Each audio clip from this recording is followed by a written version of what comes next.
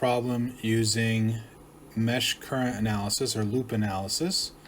And so we're going to go ahead and say this is my I1, this is my I2, this is my I3. So we have to set up our system of equations now. So if I go on the first one here, I would have 1 times I1 plus j times I1.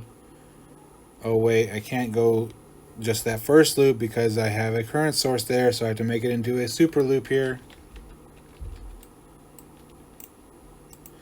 And so, okay, then the next term would be a minus 6 angle 0. And then plus 1 times I2 minus I3. Then for my second one, I would do the far right loop there. And we would have 1 times I3 minus I2 plus 1 I3 minus j I3 is 0. And then we need to have a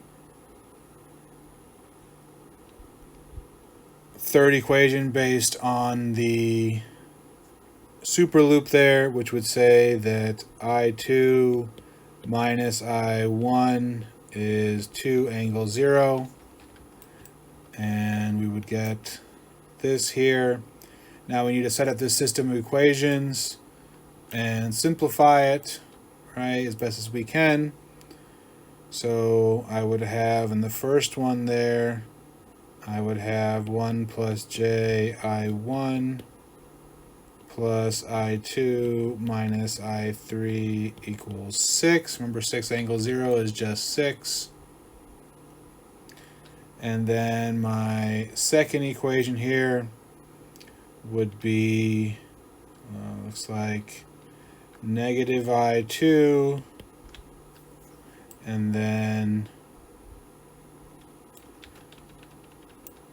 we would have, let's see, we have 1, 2, and minus j I3 equals 0. And then the third one would be a minus I1 plus an I2 equal to 2.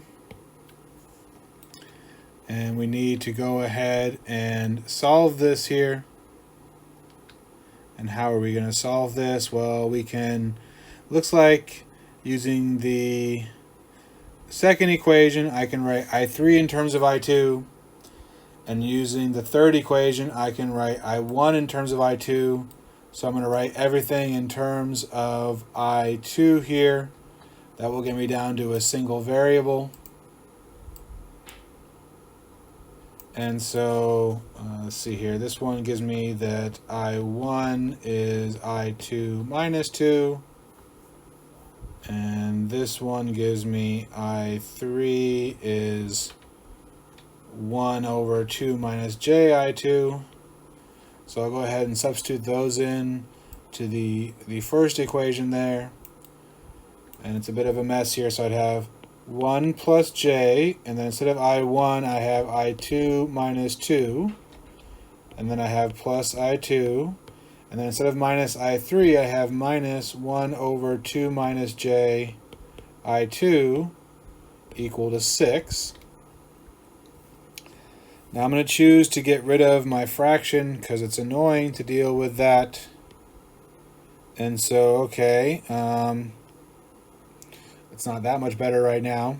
So 2 minus j times 1 plus j, and we gotta work that out here on the side here.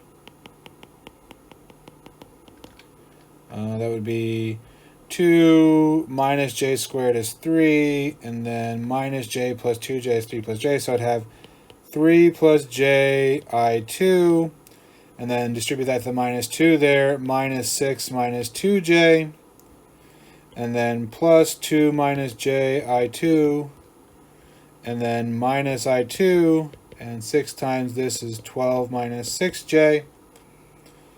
And let's combine all my I2 terms together.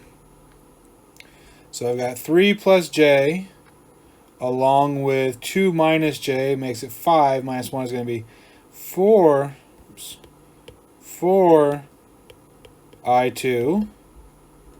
And then, let's see here. I have a minus 6 added up. It's going to be giving 18.